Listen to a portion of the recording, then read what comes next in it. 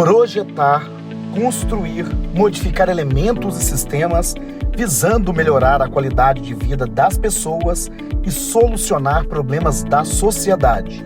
É assim que a engenharia, a agronomia e as geociências desenvolvem e aprimoram uma ampla variedade de produtos e serviços que impactam diretamente a vida das pessoas. Produzir energia, gerar novos produtos, multiplicar a produção de alimentos, materializar soluções, construir cidades, proporcionar o desenvolvimento do nosso estado. A engenharia, a agronomia e as geociências são os caminhos para proporcionar mais qualidade de vida para todos. Com foco no desenvolvimento do nosso estado, há 89 anos, o CREA Minas regulamenta e fiscaliza o exercício profissional. Com isso, o Conselho protege a sociedade, promovendo a segurança, o bem-estar social e humano e o equilíbrio ambiental. Isso significa mais oportunidade de trabalho para os profissionais e empresas legalmente habilitados, segurança e qualidade nos serviços prestados. CREA-MG, modernizando, inovando e avançando sempre na prestação de serviços.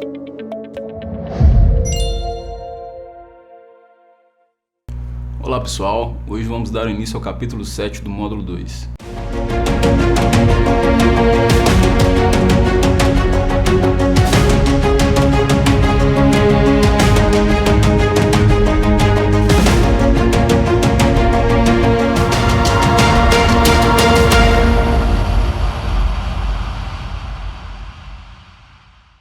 Na última aula a gente viu alguns detalhes, sobre a instalação, sobre o telhado, sobre o inversor e sobre o painel a ser instalado. Hoje a gente vai fazer uma breve revisão sobre isso que foi falado e posteriormente vamos dar continuidade a esse assunto.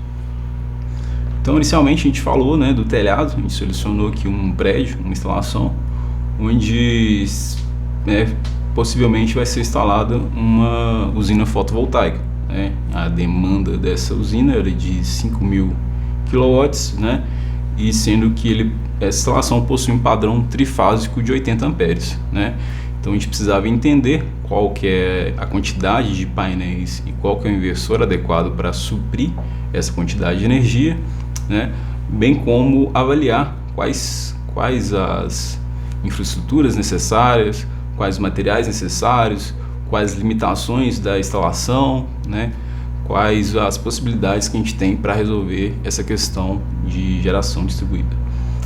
Então, inicialmente, a gente começou pela análise do prédio, a gente viu que a gente tinha alguns telhados aqui, a gente tem alguns telhados cerâmicos e um telhado metálico.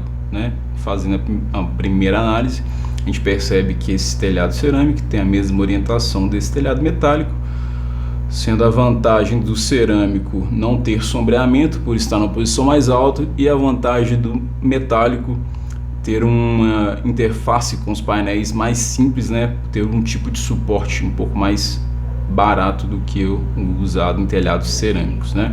E a gente viu também que esses telhados cerâmicos, ele tem mais de uma água, então ele teria essa opção, esse telhado aqui, teria o oposto a ele, que seria mais voltado para o sul, então talvez não seria uma boa opção, e a gente teria esses outros dois prédios aqui, cada um com duas caídas principais, algumas caídas aqui também, algumas águas que a gente chama, porém com uma área irrelevante, tanto aqui como aqui em cima, e aqui também, e aqui, e a gente praticamente desprezou essas áreas, por serem muito pequenas, e caso a gente fosse usar, a gente demandaria uma MPPT, uma entrada específica simplesmente para essa área que é muito pequena e caberiam poucos painéis ali.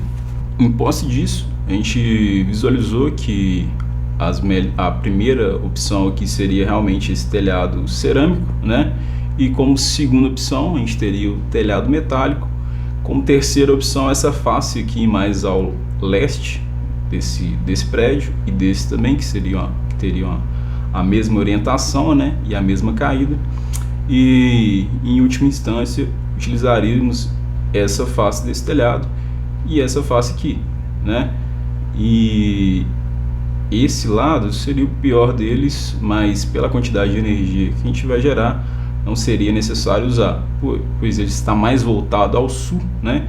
E isso implica numa orientação muito ruim, né? E um baixo aproveitamento da irradiação que chega até ele, né? Então a gente olhou aqui, né, a orientação desse telhado, o ângulo que ele formava em relação ao norte geográfico, e também estipulou uma inclinação para esse telhado, né? Em posse disso, a gente fez uma simulação aqui nesse software Global Solar Atlas, em que a gente conseguiu simular a quantidade de energia que um painel geraria, né? Então a gente simulou aqui a quantidade que um painel geraria, né? Tanto na orientação de 234 graus, como em outras orientações. E a gente pôde avaliar também, né, quais seriam os impactos, né, da inclinação e da orientação, certo? Então a gente conseguiu aí dimensionar, baseado nisso, que cada painel geraria na faixa de 60,75 kWh por mês, certo? Então a gente observa aqui, né, com primeiro a mesma orientação, né, e com inclinação de 10 graus, a gente teria uma geração aqui de 729 kWh por ano, certo? Esse ponto aqui ele vale como vírgula porque ele está no sistema americano. A gente pode inclusive variar essa inclinação, né, tendo em vista o telhado metálico, e perceber o quanto isso vai impactar no nosso sistema, certo? Então a gente cairia aí automaticamente para 719. Uma queda que não é tão grande, né, mas que pode ser representativa dependendo da variação que acontecer nesses diferentes telhados que a gente pode instalar, ok?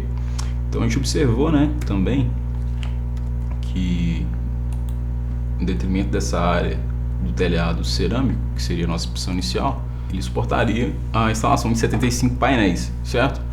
Porém, provavelmente essa área não seria suficiente para suprir toda a nossa demanda, né? Então a gente teve que escolher uma segunda opção aí, e a gente optou pelo telhado metálico, tendo em vista o valor, né, mais baixo desse suporte, e que a orientação dele está muito melhor do que esse telhado cerâmico, né, que seria a segunda opção em termos de telhado cerâmico, né? Então a gente optou por usar esse telhado metálico.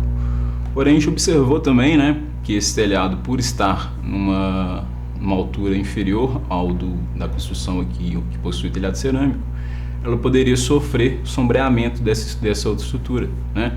E que esse sombreamento seria bastante crítico, né, na parte da manhã, tendo em vista que essa estrutura mais alta ela está posicionada ao leste da estrutura mais baixa, né?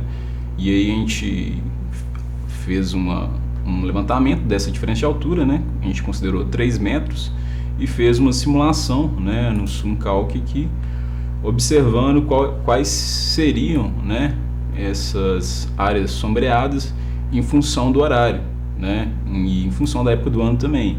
E a gente observou que em junho, que seria a pior época do ano, no horário de 9 horas, a gente teria uma sombra de 5,42, né, e que a partir desse horário seria suficientemente interessante para a gente gerar nessa faixa de horário a partir depois das 9 horas. Porém, logicamente, é melhor a gente aproveitar ao máximo, né, essa insolação que chega naquele telhado metálico. Então, quanto maior a janela de tempo que a gente conseguir aproveitar, melhor será, certo? Então, se a gente conseguir aqui, por exemplo, a partir das 8 horas, né, a gente teria um sombreamento de 9,35 metros, né? Então descartaria 9,35 metros e usaria só o restante desse telhado, né? Se a gente fosse considerar 7 horas, a gente teria um sombreamento de 28 metros, né? E por aí vai. Porém, a gente sabe que esse sombreamento ele só ocorre em junho. Se a gente pegar setembro, por exemplo, né, que seria um período intermediário, ou março, que também seria um período intermediário, pegar setembro, inicialmente, a gente teria uma sombra aí, mesmo às 8 horas da manhã, de 5,12 metros, né? E se a gente fosse considerar 7 horas da manhã, a gente teria uma sombra de 11,28 metros, né? Então a gente percebe que a sombra ela é realmente mais crítica na época do inverno, né? Ali próximo ao mês de junho, né? Fora dessa época, a questão já se torna bem menos crítica, né? Se a gente jogar isso para dezembro, que seria a melhor época do ano em questão de sombreamento, a gente observa que mesmo 7 horas a gente tem uma sombra de 6 metros apenas, né? E às 6 horas da manhã de 13 metros. Então a gente tem um sombreamento bem menor e bem menos crítico, né? Em relação a isso aí, beleza? Todavia, né? Respeitando aquela métrica inicial que a gente tomou, a gente percebe que a partir das 9 horas bastaria a gente desconsiderar 5,73 metros, 5,57 metros e ainda seria possível ocupar uma boa parte desse telhado metálico, certo? Então a gente observou que a gente poderia usar uma boa área dele, instalando esses demais painéis que seriam necessários para suprir essa demanda, né, de 4.900 kW dessa instalação, né? Então, retomando essa lógica aí, a gente observou o seguinte, que considerando a quantidade inicial de 4.900 e uma média de 60,75 kW por painel de 470 watts, né, que foi o painel que a gente escolheu, a gente conseguiria com 80,65 painéis suprir essa demanda de energia, né? Porém, a gente tem duas coisas a serem levadas em conta aí. Uma, a diferença, né, de inclinação entre o cerâmico e o metálico, né, que a gente vai ver um pouco mais para frente. E a outra questão é que a gente precisa arredondar essa quantidade de painéis. Primeiro, tendo em vista que a gente não consegue colocar 0,6 painéis, né, a gente teria que arredondar para 81. E em segundo lugar, que a gente tem que procurar um kit fotovoltaico que seja comercial, ou seja, que a gente encontre ele para comprar no mercado, né? E normalmente os kits prontos a gente vai encontrar aí com um número par de painéis, certo? Não é uma regra, né? Mas acontece bastante. Então isso facilita também, né, na divisão das entradas, né, das MPPTs do inversor. Então a gente resolveu aí que a gente arredondaria essa quantidade de painéis para 82 painéis de 470 watts, né? Então, fazendo essa multiplicação de quantidade de painéis pela potência de um painel, a gente chegaria aí numa potência de pico de 38,54 kW pico, ok? Então isso é a potência instalada, certo? Baseado nisso, né, a gente observou que o nosso inversor seria capaz de atender a essa exigência, né, de potência da nossa usina, né? Então o nosso inversor aí, a gente pode observar que a potência de entrada dele, né, a máxima potência fotovoltaica recomendada seria de 39.000 watts, ou seja, 39 kW, né? Tá acima do que a gente precisa, que é 38,54, certo? Porém, a gente vai ficar com uma diferença muito grande. Por quê? Porque a potência de saída, né, desse inversor, ela é de 30 kW, certo? 30.000 watts. Ou seja, esse inversor vai ter uma grande quantidade de overload, né? Que é a relação entre a potência de entrada e a potência de saída.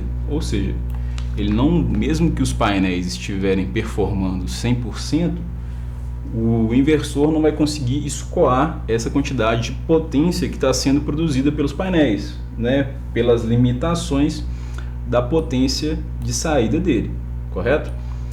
Porém, né, a gente sabe que a vantagem de fazer esse overload pode ser uma delas, por exemplo, de aproveitar ao máximo, né, a capacidade desse inversor. E a outra coisa que a gente vai ver um pouco mais para frente vai ser em relação às regras da CEMIG, né? Então para a gente adequar as regras da CEMIG, a gente pode usar como artifício, né, como uma estratégia, o próprio overload, né, ou essa questão da limitação de potência do inversor, tá? A gente vai falar mais detalhadamente sobre isso daqui a pouco.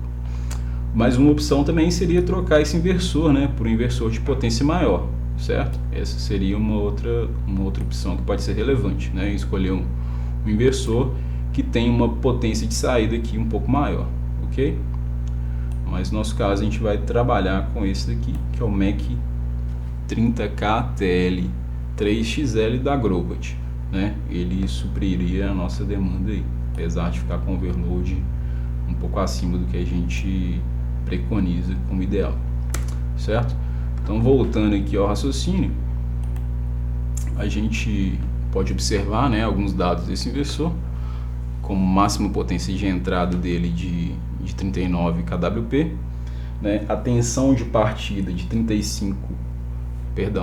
250 VCC e a tensão máxima de 1100 VCC, né? Esses dados foram extraídos da folha de dados do inversor, né, do datasheet dele.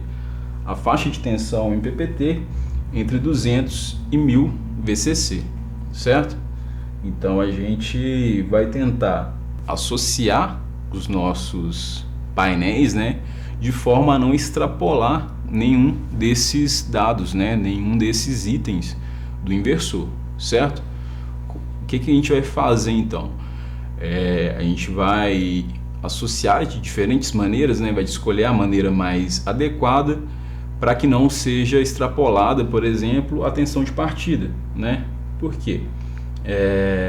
Essa tensão ela tem que ser suprida para aquela MPPT funcionar. Se a gente colocar uma pequena quantidade de painéis, né, em uma MPPT, pode ser que aquela MPPT não atinja essa tensão de partida, né?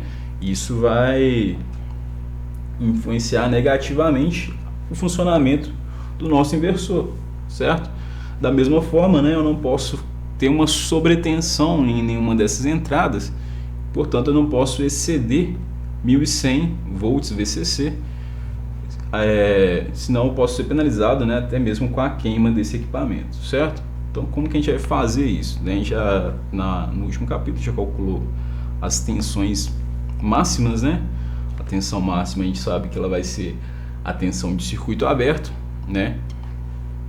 Numa situação aqui de baixa temperatura, certo? Então, considerando a temperatura mínima de 2 graus, a gente teria uma tensão VOC máxima aí de 44,54 volts. E uma tensão mínima, né, que seria já a tensão VMP, que seria a tensão de funcionamento, e considerando uma temperatura máxima, né, do equipamento de 70 graus, a gente vai ter uma tensão VMP mínima de 30,32 VCC, né? Fazendo essa divisão, né, considerando os máximos e mínimos, né, pegando a tensão mínima suportada pelo inversor e dividindo pela tensão mínima que pode aparecer nos terminais do nosso painel, e fazendo a mesma coisa em relação à tensão máxima, né, porém no sentido contrário, a gente acha que o máximo de painéis em série que a gente pode colocar sem exceder os 1100 volts seriam de 24 painéis, né, ou 24 módulos, né, que são sinônimos. Ao passo que a quantidade mínima de painéis que a gente pode colocar para permanecer, né, dentro dessa mínima tensão aqui, que a gente considerou que é 200 volts, seriam 7 painéis, certo? E a gente sabe que esses 7 painéis, eles serão, né, suficientes, né, para suprir, quando em VOC, essa tensão de partida de 250 volts VCC, ok? Então são essas as considerações, né, em termos de divisão. Então a gente sabe que o máximo de painéis em série é 24, o mínimo de painéis em série são 7, tá? Então a gente vai tentar trabalhar entre esses dois valores, né, sem tentar extrapolar nenhum deles, porém tomando um certo cuidado. Por quê?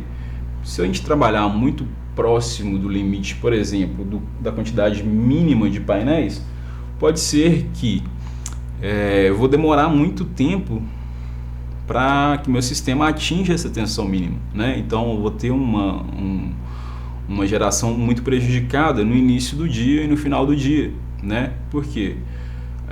Até ter irradiação suficiente para atingir a tensão de funcionamento, eu posso perder muito tempo de geração, né? Ao passo que se eu colocar uma quantidade maior de painéis em série, né?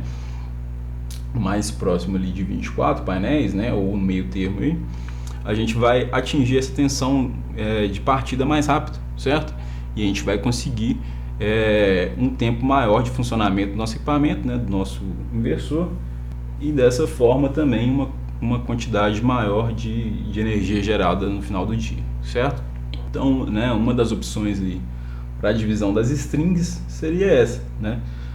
18 painéis na MPPT1 e depois mais uma string, né, nessa mesma MPPT de 18 painéis. Na MPPT2 a gente colocaria da mesma forma, né, 18 painéis em uma entrada e 18 em outra. E já no MPPT3 a gente colocaria 10 painéis, certo? Essa seria uma opção, né? A gente volta aqui no datasheet do inversor e a gente vê que esse inversor, né, ele possui essa limitação só de 3 MPPTs, né? Então só tem 3 entradas, por isso a gente vai dividir isso em 3 partes, certo? Porém, cada MPPT dessa, ela possui 4 entradas, certo? Então, dentro de cada MPPT, eu posso dividir em até 4 entradas. Aqui a gente dividiu cada MPPT em 2 entradas somente, né? Mas a gente poderia aqui dividir em até 4 entradas. Porém, não é necessário, né, a gente trabalhar dessa forma. Por quê? A gente consegue trabalhar com essa quantidade de painéis, né, inferior a 24 painéis, e ter uma quantidade menor de strings, né? Qual que seria uma vantagem disso aí? A gente atingir essa tensão de trabalho mais rapidamente, né? E de cada painel, né? E a outra vantagem seria a gente não trabalhar com várias strings em paralelo. Por quê?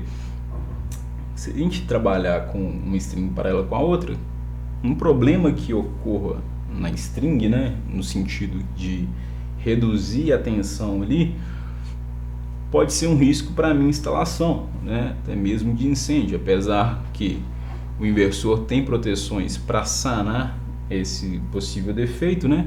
Mas essa string em paralelo, caso ela provoque na string que esteja adjacente a ela uma corrente no sentido reverso, isso pode causar um sobreaquecimento da instalação, né? E até mesmo um foco de incêndio, certo? Então a gente vai evitar de trabalhar com essas strings em paralelo, né? Evitar ao máximo. Porém, nesse caso aqui, pelo menos 2, né? A gente vai ter que colocar, né? A gente colocaria pelo menos 2 strings aqui em paralelo e a MPPT3 ela ficaria vaga, né? Com apenas 10 painéis. Porém, a gente utilizaria, né, essa MPPT3 exclusivamente para o telhado metálico, né? Por que o telhado metálico ele precisa de uma string particular para ele? Devido a ele estar numa inclinação diferente dos demais. Então, aqueles painéis que ficarem no telhado metálico, eles vão ficar com inclinação diferente dos painéis que ficarem no telhado cerâmico, né? Então, dessa forma, a gente não pode misturar essas duas instalações. A gente tem que ter uma MPPT para cada orientação do telhado, né? Ou para cada inclinação. Nesse caso, como a gente mudou a inclinação, né? A gente tem que ter uma MPPT exclusiva para todos os painéis que tiverem nessa orientação e nessa inclinação, né? Da mesma forma, todos os painéis que tiverem na MPPT1 vão estar na mesma inclinação e na mesma orientação, né? E a outra coisa importante é que as duas strings que vão ficar na mesma MPPT, né, como elas vão ficar em paralelo, elas têm que ter a mesma quantidade de painéis, né? Por quê? Em paralelo a tensão ela é a mesma. Então, se a gente colocar duas strings, né, com a quantidade de painéis diferentes, a gente vai ter tensões diferentes em cada string, né?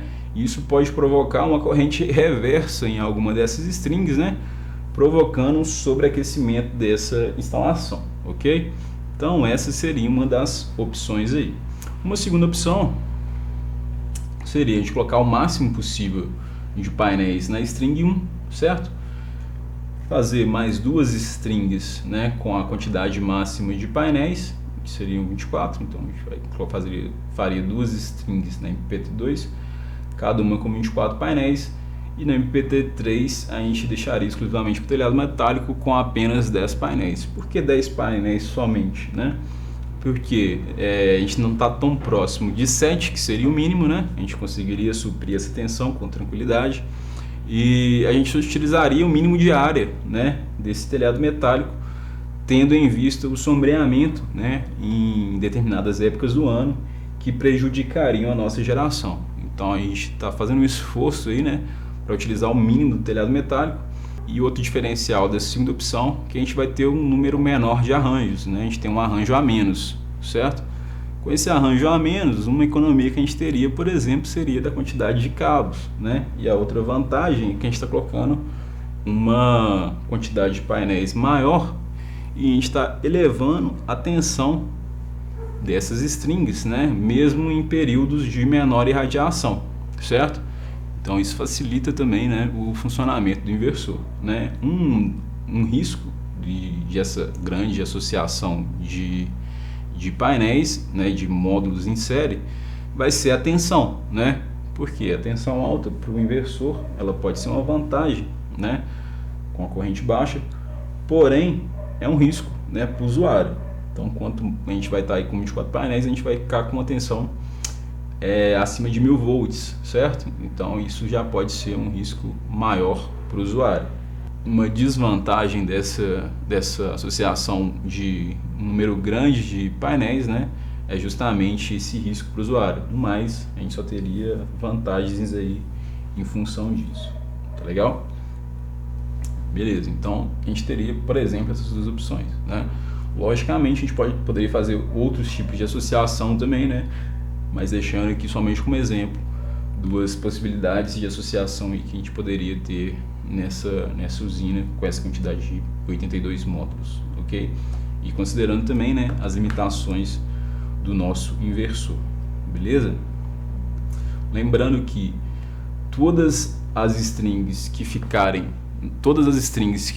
numa mesma MPPT, elas têm que ter exatamente a mesma quantidade de módulos, né? Eu não posso ter número de painéis diferentes, nem orientação diferente e nem inclinação diferente. Então, se eu for colocar uma string em paralelo com a outra, ou seja, se for usar duas entradas da mesma MPPT, as strings que vão ficar em paralelo têm que ter a mesma quantidade de painéis, os painéis têm que estar na mesma orientação e na mesma inclinação, certo? Por que isso? Para que a gente garanta, né, uma tensão muito similar entre as duas strings que vão estar em paralelo, né, que a gente tenha um mínimo de diferença de potencial entre essas duas strings que vão estar em paralelo, ok? A outra coisa importante é de não fazer essa conexão entre duas strings de forma aleatória, né? O ideal é que essa conexão ela seja feita diretamente nas entradas do inversor, né?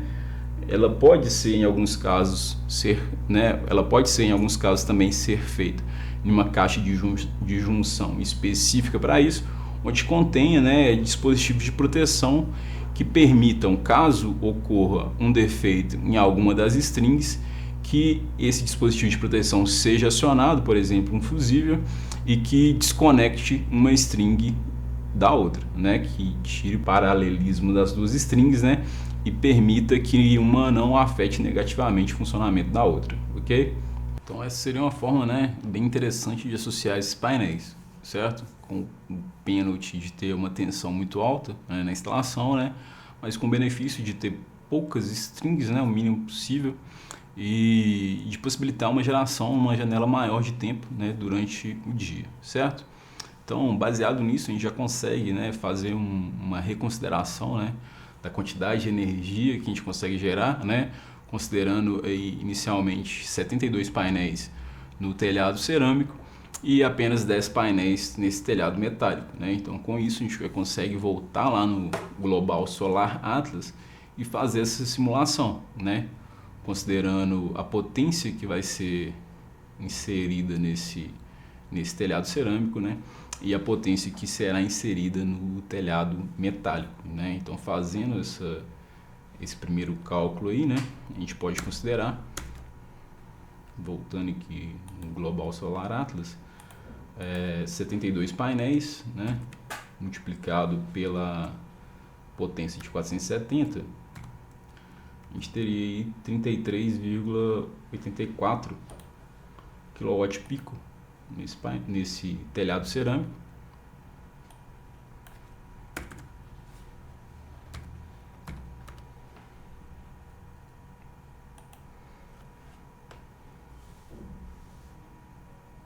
Que nos daria uma geração aí de 51,798 megawatts por ano, certo?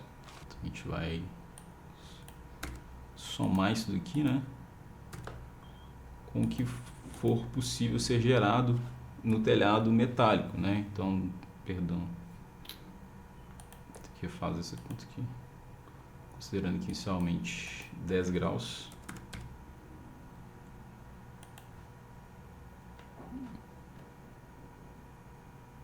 Então, fazendo essa conta aqui, né, simulando com o ângulo de 334, a inclinação de 10 graus e a potência referente a 72 painéis de 470, que equivale a 33,84 kW-pico, né, a gente teria uma potência aí de 52,510 megawatts por ano, certo?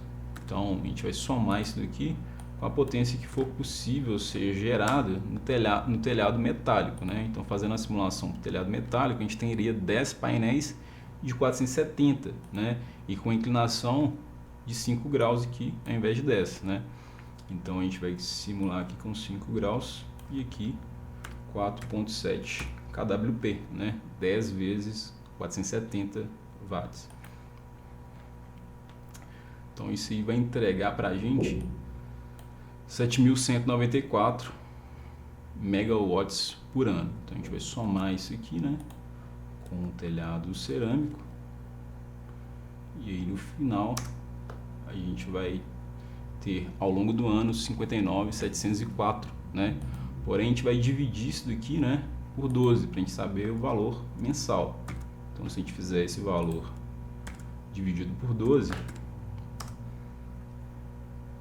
a gente vai ter aí 4.975 kWh por mês, né? Fazendo a média aí dos 12 meses, a gente teria 4.975. Quer dizer que a gente vai ter isso todos os meses? Não, mas quer dizer que, né, na média mensal a gente vai ter esse valor. Alguns meses vão ter menos, alguns meses vão ter mais, né? Mas como a gente está num sistema que é conectado, né, que é um sistema on-grid, e a gente sabe que a gente pode, de certa forma, armazenar esses créditos, né, por até 60 meses, então aqueles meses que tiverem uma pior geração vão ser compensados por aqueles meses que tiverem um excedente de geração, né?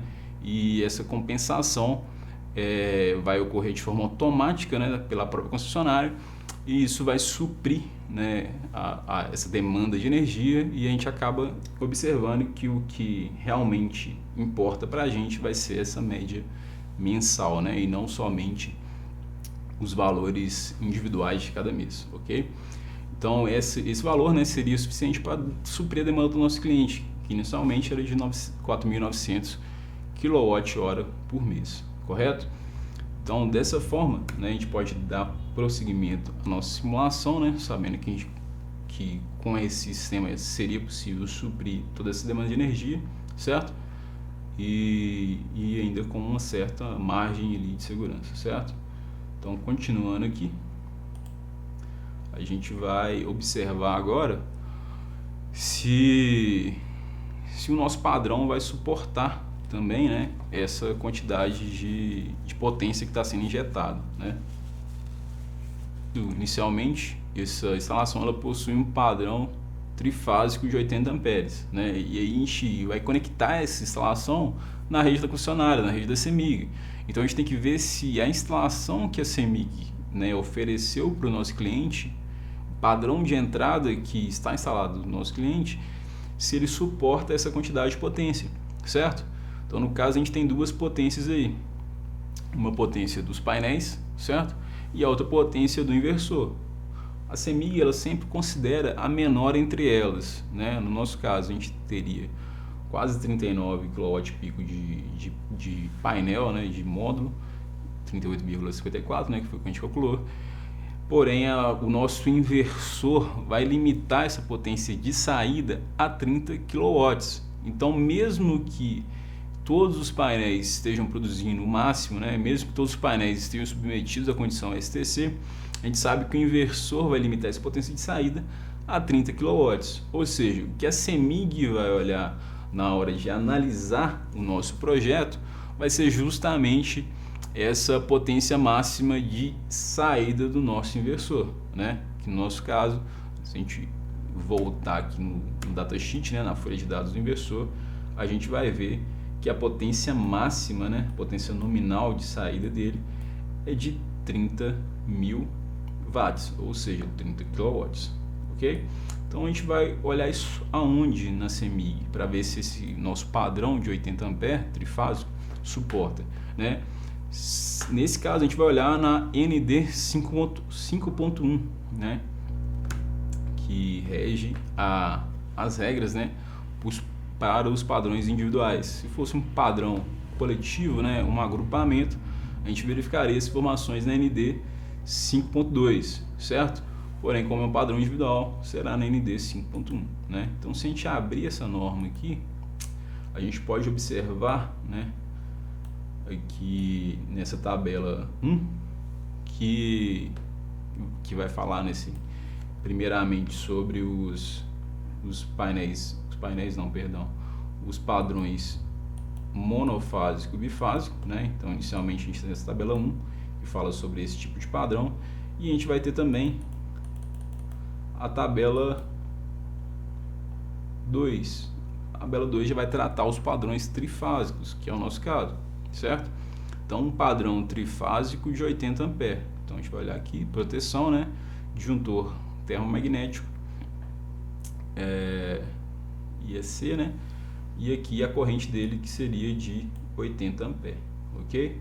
A gente teve algumas mudanças recentes na norma, e essas mudanças elas sempre ocorrem. Então, sempre que a gente for olhar uma norma, é interessante acessar diretamente no site da CEMIG, né? Por quê? Porque você vai estar garantindo que você está olhando a versão mais nova, né? A versão mais atualizada dessa norma, ok? Apesar de que, se eu tenho um padrão que foi instalado em uma norma antiga, o que vale é a norma antiga, certo? Então, se o meu padrão foi instalado há 10 anos atrás, a CEMIG não pode me cobrar as normas atuais, né?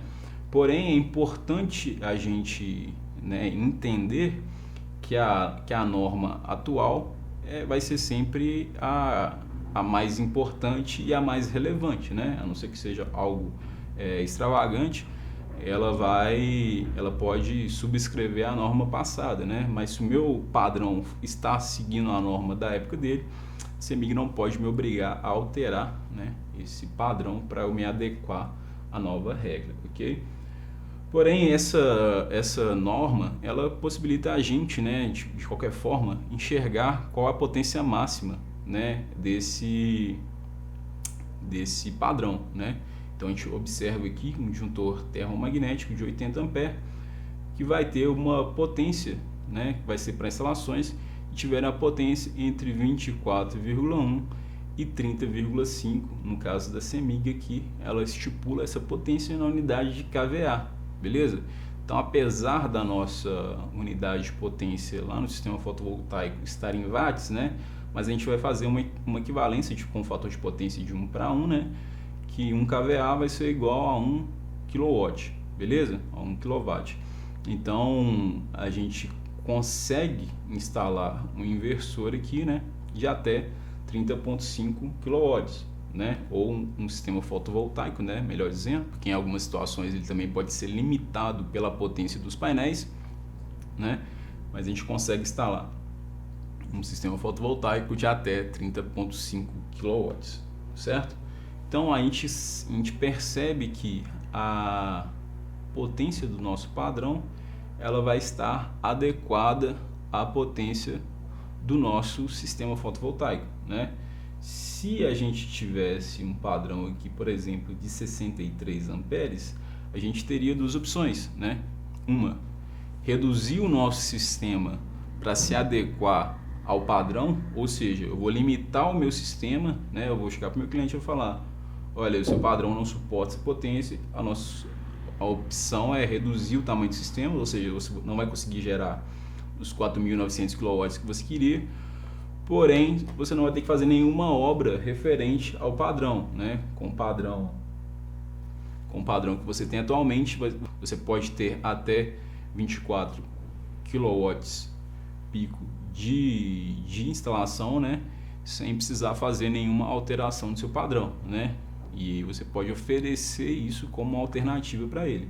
A outra alternativa é realmente trocar o padrão, né? Substituir o padrão de entrada. Só que para fazer essa troca você tem que pedir autorização à concessionária também, né? Então você pode solicitar um aumento de carga, né? Essa solicitação de aumento de carga, ela pode ser feita junto com o projeto fotovoltaico ou separado dele, né? E caso a CEMIG aprove, você pode executar essa obra no padrão, né? Fazer essa adequação e posteriormente instalar a usina com a potência desejada, certo? A outra norma que a gente poderia usar, né, no caso de um padrão coletivo, que são aqueles padrões que possuem mais de uma caixa, é a ND 5.2, né? Ela é bem parecida com a ND 5.1 em maioria das partes dela, né? Porém ela vai abordar padrões coletivos, ou seja, onde tem mais de uma caixa. Então nessa tabela 8, por exemplo, né, a gente consegue observar os tipos de agrupamento, né, que a gente teria, né? Por exemplo, né, nesse primeiro caso aqui, dois padrões, né, bifásicos. No segundo caso, eu tenho um padrão monofásico e outro padrão monofásico, né? Eu posso ter caso com um padrão monofásico e um bifásico. Posso ter caso com um trifásico, com um monofásico, um bifásico e um trifásico, né? Então mostra uma sequência de possibilidades que você pode ter, né, de agrupamentos de padrão, né? Caso extrapole essas regras, né, você teria que ter um projeto específico, né, para o padrão de entrada, né? Caso ele não esteja embarcado aqui, caso ele não tenha sido contemplado em nenhuma dessas duas regras, a CEMIG permite que você faça um projeto específico para o seu padrão de entrada, né? Se for um padrão coletivo que exceda a previsão aqui da ND 5.2, né? Ou um outro tipo de padrão que não esteja contemplado nessa regra da ND 5.2, ok? Então, retornando aqui, a gente consegue observar que o nosso padrão ele atende essa demanda, né? E que dentro dessa possibilidade do padrão de 80 amperes atende a potência máxima de 30.5, que é superior à potência do nosso inversor, certo? Para fechar esse assunto, né, basta agora a gente dimensionar os dispositivos de proteção. Então, esses dispositivos de proteção serão os disjuntores, né, e os DPS, certo? E a gente vai dimensionar também os cabos que farão essa conexão da parte CA do nosso inversor, ou seja, que vão ligar o inversor à concessionária, que vão ligar a saída do inversor, né, da parte de corrente alternada, ao quadro de proteção, né, ou diretamente ao padrão de entrada da instalação, certo? Sobre a instalação da parte de corrente alternada, a gente vai sempre consultar a norma NBR 5410, né? Então essa norma sempre vai reger todas as instalações de baixa tensão, né, de corrente alternada. Então a gente pode consultar ela para saber o tipo de cabeamento que a gente vai usar, né, e porventura o tipo de disjuntor que a gente vai utilizar, né?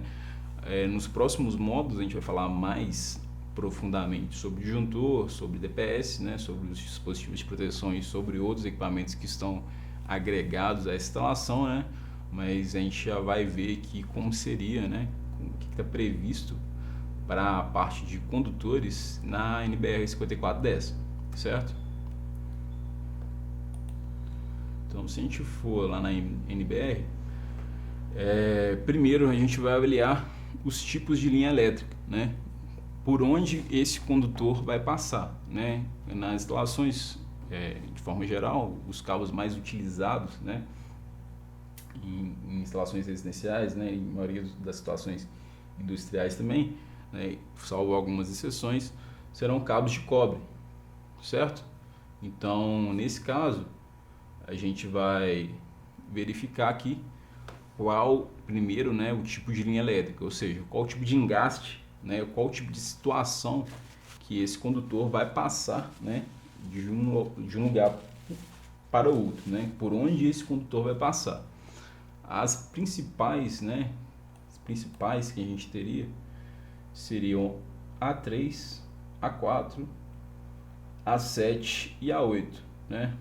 Essa 3 e 4 é chamado de B1 e B2, certo? Então a gente tem aqui A3 e A4 que são chamados de B1 e B2. Depois a gente tem A7 e A8 que também estão configuradas com B1 e B2, certo? Então o primeiro tipo aqui seria condutores isolados ou cabos unipolares, né? Que é aquele cabo singelo, aquele cabo que é individual. Eletroduto aparente de seção circular sobre a parede ou espaçado dessa menos de 0,3 vezes o diâmetro do eletroduto, certo? E a segunda situação seriam cabos multipolares, ou seja, aquele cabo estilo cabo PP, né? Tem vários condutores ali agrupados por um segundo isolamento. Cabo multipolar em eletroduto aparente de seção circular sobre parede ou espaçado deste menos de 0,3 vezes o diâmetro do eletroduto, certo? E a outra situação é bem parecida, né? Porém em embutimentos em paredes de alvenaria. Então o caso 7 caracteriza como B1 e seriam condutores isolados ou cabos unipolares em eletroduto de seção circular embutido em alvenaria, né? Seriam os tipos mais usuais aí. E o tipo 8, que seria classificado como B2, é o cabo multipolar, né? Que já seria o cabo PP, estilo cabo PP, em eletroduto de seção circular embutido em alvenaria. Logicamente, a gente tem outros tipos, né, de engaste aqui, outros tipos de eletroduto, né? Mas os mais usuais serão esses, né? Porém, a gente vai sempre observar em qual situação que esse cabo vai passar e utilizar aqui o método de referência correspondente a ele, certo? Então, verificado o método de referência, né? A segunda parte é verificar a tabela de condutores, né? Nesse caso aqui, a gente vai considerar a utilização de um condutor de cobre, né? De um cabo de cobre unipolar, tá? Então, a gente vai usar o tipo mais comum aí, que é o cabo de cobre unipolar. Então a gente vai na tabela aqui referente ao tipo de cabo. Então a gente vai ter basicamente os cabos com isolação de PVC, né? E com isolação EPR e XLPR, certo? Os cabos com isolação de PVC, que são aqueles mais comuns, que são aqueles mais baratos, eles suportam uma temperatura, né, de serviço de até 70 graus. E já os cabos de EPR ou XLPE, eles têm uma temperatura de até 90 graus, ok? Então, dentro disso aí, a gente considerando, né, o cabo com isolação de PVC, e vamos considerar que ele vai ser utilizado no método de referência B1, certo? Então, pegando aqui a coluna do B1, a gente vai observar que dentro dessa condição a gente vai ter número de condutores carregados de 2 condutores ou 3 condutores, certo? Que seriam 2 ou 3 condutores, né? Se a gente tiver uma instalação monofásica ou bifásica, a gente vai ter apenas 2 condutores conduzindo eletricidade, né? Então, se eu tiver fase e neutro tem corrente. Mesmo que eu tenha o terra, né? O terra em condições normais não vai ter corrente circulando por ele, certo? Então, eu considero apenas 2 condutores carregados, certo? Se eu tiver um circuito bifásico, vou ter fase e fase, né? Porém, no circuito bifásico, normalmente eu não tenho neutro, certo? Então, nesse caso, eu vou ter também somente 2 condutores carregados, né? Se eu tiver um inversor que é bifásico, ele vai utilizar fase, fase e terra, ou seja, desses 3 condutores que estão sendo conectados no meu inversor, somente 2 estão sendo usados para circulação, né, nominal ali de corrente elétrica, né, o terra apenas de proteção. Porém, no circuito trifásico, as 3 fases vão estar conduzindo, né, as 3 fases vão ser utilizadas para escoar essa potência, né, as 3 fases vão estar conduzindo corrente. Então, nesse caso do trifásico, a gente consideraria como 3 condutores carregados, certo? Então, usando o método de referência B1, considerando 3 condutores carregados, a gente vai observar aqui que nessa coluna, né, coluna 7, a gente vai encontrar aqui, a gente tem que procurar um condutor que suporte, né, a corrente do nosso inversor, certo? A gente sabe que essa corrente ela vai estar próxima dessa região aqui, né? Mas para a gente saber exatamente qual a corrente, existem 2 formas. A primeira forma que a gente tem que considerar, né, é realmente a lei de Ohm para as potências, que seria o cálculo baseado na tensão, né, e na potência, que a gente faria a divisão da potência pela tensão e a gente vai achar essa corrente desse circuito, né? Então, se a gente fizer 80.000 dividido pela tensão e depois essa tensão multiplicada por raiz de 3, né? A gente vai ter uma corrente aí, perdão, 38.000, né? 30.000, que é a potência do inversor, dividido por 380, uma tensão de 78,94 amperes, certo? Porém, o que acontece? O inversor, o que ele pode fazer, né? A gente sabe que o inversor ele quer entregar para o nosso sistema energia, né? E para ele entregar energia, ele tem que entregar primeiramente potência, certo? Então, o que a gente vai observar aí? A potência nominal de saída do nosso inversor ela é de 30.000 watts, ou seja, 30 kW, certo? A corrente nominal de saída desse inversor ela é de 78,8, ou seja, se a gente fizer as contas aí, né, se a gente fizer o cálculo de 30.000 dividido por 220, né, e esse 220 multiplicado por raiz de 3, né, que no final das contas vai dar basicamente 30.000 dividido por 380, a gente vai achar uma corrente bem próxima dessa corrente nominal, que seria 78,8 amperes. Só que quando a gente faz essa conta, a gente considera que a tensão da rede ela é exatamente de 220 volts, né? Que ela está sempre próxima da tensão nominal. Porém, a gente sabe que isso na prática nem sempre vai ocorrer, né? Nem sempre a gente vai ter na instalação a tensão nominal. Aliás, poucas vezes, né, a gente vai ter exatamente a tensão nominal ali na rede, certo? Então, o que vai acontecer? Se a gente considera que essa potência de 30.000 ela é fixa e que essa tensão caiu, o inversor ele pode, para manter essa potência, elevar a nossa corrente, certo? Então, eu tenho que entregar 30.000 watts, né? 30 kW, certo? Só que a minha tensão ela foi abaixo de 220, certo?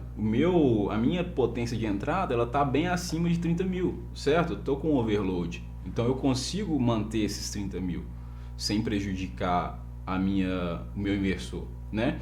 Então o que o inversor faz? À medida que essa tensão cai, para manter uma potência alta, ele pode elevar essa corrente, certo? Então pode ser que o inversor entregue para o seu sistema uma corrente acima da corrente nominal, certo? Então a gente vê aqui, ó, que a corrente máxima de saída do inversor ela não é 78,8, né? Como a matemática nos diria, considerando a tensão de 220, ela pode chegar até 87,4 amperes, certo? E se o nosso inversor ele está com bastante overload, como é o nosso caso, né? Pode ser que essa corrente ela realmente ela aconteça, né, ela ocorra durante um longo período do uso do nosso equipamento, certo? Principalmente se a tensão ali, né, da rede do seu cliente, se a tensão ali da rede onde está instalada essa usina fotovoltaica, ela estiver muito abaixo da tensão nominal, certo? Então, muita atenção para isso, né? Porque a tensão, ela nem sempre vai ser a tensão nominal, né? Ela pode exceder, a tensão pode cair, né? E a corrente, consequentemente, essa corrente, ela vai extrapolar a corrente nominal, certo? Para isso, você tem que ter duas coisas previstas, né? Uma, o seu cabeamento, ele tem que suportar essa corrente. Segunda, o seu dispositivo de proteção, ele tem que estar de acordo com o seu cabeamento. Então, o cabeamento, ele sempre vai andar junto, né, com o dispositivo de proteção. Se você colocou um cabo que suporta 80 amperes, né, 87 amperes, esse dispositivo que está associado a esse cabo, ele tem que desligar o seu sistema na hora que ele exceder essa corrente, né? Ele não pode permitir uma corrente além disso, né? Então, se a gente for lá na nossa tabela, voltar na NBR 5410, a gente consegue voltar aqui na tabela 36 da NBR 5410, né? Com padrão B1 e com 3 condutores carregados, ou seja, referindo aqui à coluna 7, e a gente vai observar que esse cabo de 25 milímetros, né? Ele seria capaz de conduzir essa corrente, certo? De escoar essa corrente de 87 amperes, né? Então, a gente pode colocar aqui um disjuntor que seja compatível, né, com essa corrente, né? E a gente sabe que esse cabo, né, mesmo no circuito com 3 condutores carregados, ele vai suportar essa quantidade de corrente que precisa ser escoada, beleza? Sobre dimensionamento do disjuntor, né, a gente vai fazer isso, vai enxergar isso nos próximos módulos, tá? Então a gente vai ver isso nos próximos módulos, né? Entendendo qual a função do disjuntor, né? Do disjuntor termomagnético e dos demais dispositivos de proteção e fazendo o correto dimensionamento dessa instalação. Então, pessoal, dessa forma a gente conseguiu, né, dimensionar um inversor, né, para nossa instalação. A gente vai voltar nesse assunto no último módulo, né? Fazer mais uma simulação e ver mais alguns detalhes desse dimensionamento, né? Mas a gente conseguiu dimensionar a quantidade de painéis que a gente precisava para a nossa instalação, conseguiu ver um inversor que seria adequado para essa instalação, né? Observou os diferentes direcionamentos, né, do telhado, diferentes tipos de inclinação e como que isso vai impactar na nossa geração, né? E a gente conseguiu fazer essa interface, né, entre todos os elementos ali, né, tanto da concessionária como do cliente, para que a instalação funcionasse adequadamente.